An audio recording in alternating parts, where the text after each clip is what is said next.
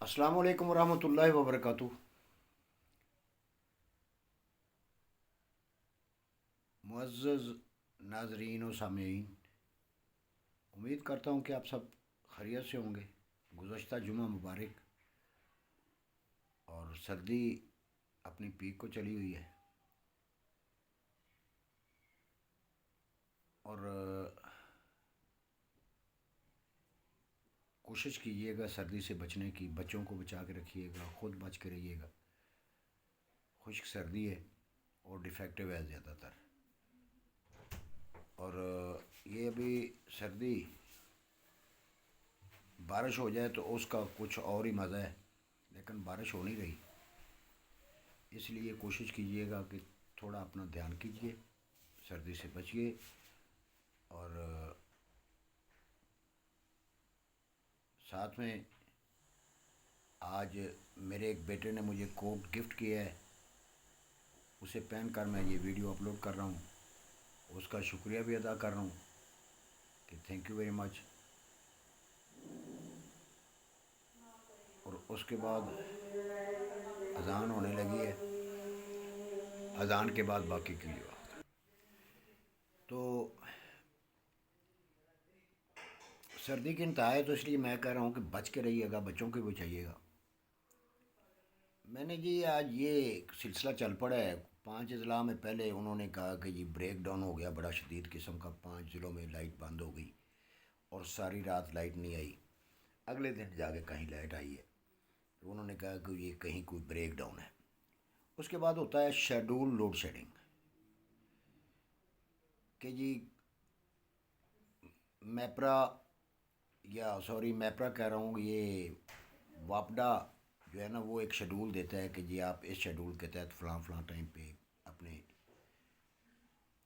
मुख्तलिफ़ फीडर्स जो हैं उनको बंद करना होता है आपने। उसके बाद एक लफ्ज़ अभी नया माखूज़ हुआ है, नया ईजाद हुआ है, ये अपने तब्दीली सरकार में, इसको कहते हैं जी फोर्स शेडिंग।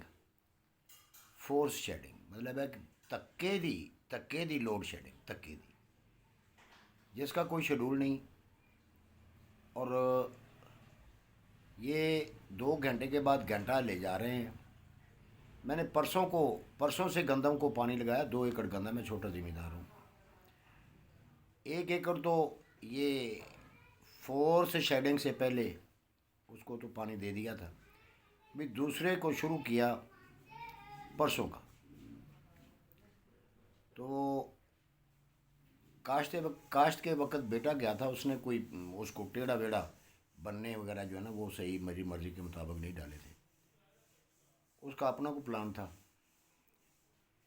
तो जब पानी लगाने लगे हूँ तो वो 1 एकड़ को आखिरी क्यारी को पानी लगा हुआ था।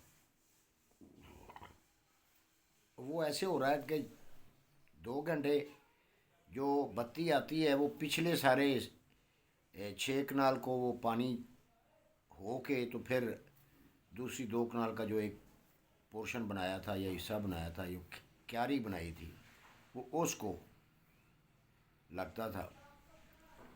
तो जब उस क्यारी को पानी जाने लगता था तो उस वक्त फोर्स शेडिंग, मतलब है कि इस, मैं ये तमीज़ इसलिए बांध रहा हूँ या बता आपको इसलिए रहा हूँ कि मुझसे मेरे साथ ये हो रही है। और ये एक तजर्बा, ज़ाती तजर्बे की रोशनी में मैं सुनी सुनाई बातें बहुत कम होती हैं, और दिल नहीं करता कि जो बेपर की हों उनको उड़ाएँ। अभी देखें जी, एक छोटा ज़िम्मेदार या कोई भी ज़िम्मेदार है, एक ज़िम्मेदार है जिसको अभी गंदम पैदा करके मुल्क की ज़रूरत को पूरा करना है। अगर खाद का वक्त आता है तो उसे कहते हैं कि लाइनों में लग जाओ, और वहाँ पे अपनी वो किस्मत, यावरी का वो किस्मत पूरी निकलती है उसकी, किसी की 2 बोरियाँ, किसी की 4 बोरियाँ, किसी की 5 बोरियाँ। अगर किसी ने 10 एकड़ 12 एकड़ गंदम काश्त की है तो उसे कम अज़ कम 6-7 दिन तलाश करना पड़ता है कि कहाँ पे आज मजिस्ट्रेट का टूर है, और कहाँ पे वो फ्लैक्स लगा के कहेंगे कि ये यहाँ से यहाँ पर खाद मुकर्ररा नरख पर दस्तयाब है। ये इस तलाश में रहते हैं कि चलें जी कुछ बच जाए। तो ऐसे करके वो तकरीबन 7-8 ट्रिप्स में, जिसने को 20 बोरी खाद लेनी होती है ना, 5 बोरी से ज़्यादा नहीं देते, وہ 4 ٹرپ میں جا کے 20 بوری کھاد لیتا ہے. دیٹس وائی کھاد بھی ناپید، اوپر سے فورس شیڈنگ، اور پھر کہیں گے کہ جی ملک کی غذائی قلت کو کسانوں نے پورا نہیں کیا.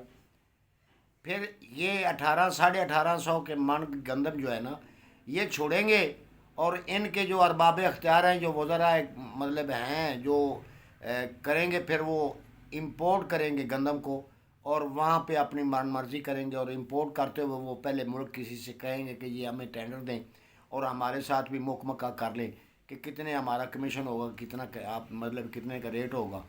اور اگر آپ ریٹ مطلب 2000 دیں گے تو آپ کو 2300 کرنا ہوگا. 2300 کی بے شک کوٹیشن بھر لے، اور ہمیں کیا دیں گے. تو یہ ایسے سارے سلسلے چلتے رہتے ہیں. تو یہ سارا کچھ پورا کرنے کے لیے ابھی زراعت کا کھانا خراب کر رہے ہیں. یہ ملک کی غذائی ضروریات پوری نہ ہو سکیں. گندم کو پانی لگنے کا ٹائم ہے اور فورس شیڈنگ شروع ہے. فورس شیڈنگ ہے کہ ہر 2 گھنٹے بعد 1 گھنٹہ یہ لے جا رہے ہیں. اور پھر اس کے علاوہ ان کو جب اینگنی آ جائے، جب ان کو مطلب کوئی یاد آ جائے کہ ہماری لائٹ چل رہی ہے، تو یہ کہتے ہیں نہیں ابھی نہیں چلنی چاہیے، اسے بند کر دیتے ہیں. تو میرے بھائی یہ معاملات چل رہے ہیں. تو تبدیلی سرکار پتہ نہیں کہاں سے ہو گئی ہے. کیا بڑی امیدیں وابستہ تھیں عوام کو بشمول میرے، کہ یہ ایک تیسری طاقت ہے، یہ ایک تیسری دو پارٹیاں ہیں. ایک وہ تو کبھی کہتے تھے کہ یہ تمہاری، یہ میری، یا اس سال آپ کی، اگلے ٹنور میں میری ہوگی، یا اگلے ٹنور میں آپ کی ہوگی، اس سال میری گئی، اس بار میری کر دیں. تو دو پارٹیوں کے درمیان باری جو مقرر تھی. اب یہ تیسری جماعت آئی، اس کے ساتھ لوگوں نے بہت سی یادیں وابستہ کی، بہت سی امیدیں وابستہ کی، بہت سے خواب جو ہے نا وہ ان سے وابستہ کیے. لیکن نہ تو ان خوابوں کی ان کو تعبیر مل سکی ہے عوام کو، اور نہ ہی جو انہوں نے جو ان کے ساتھ توقعات وابستہ کی تھی، نہ ہی ان کا کوئی ثمر عوام کو مل سکا. ابھی ملتان کے الیکشن میں آپ دیکھ لیں، کیا وہ تگنی کا ناچ نچا دیا نون لیگ والوں نے.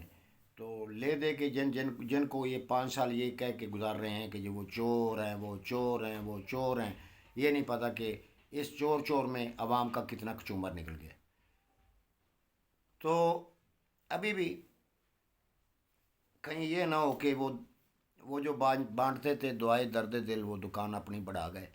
کہیں ایسا نہ ہو کہ وہ وقت گزر جائے جب خان صاحب آپ کو پھر دوبارہ باری بھی نہ نصیب ہو، اور نہ ہی اس مافیا کے سامنے آپ آ کے مطلب دوبارہ کوئی ایسا کوئی انقلابی نعرہ لگا سکے.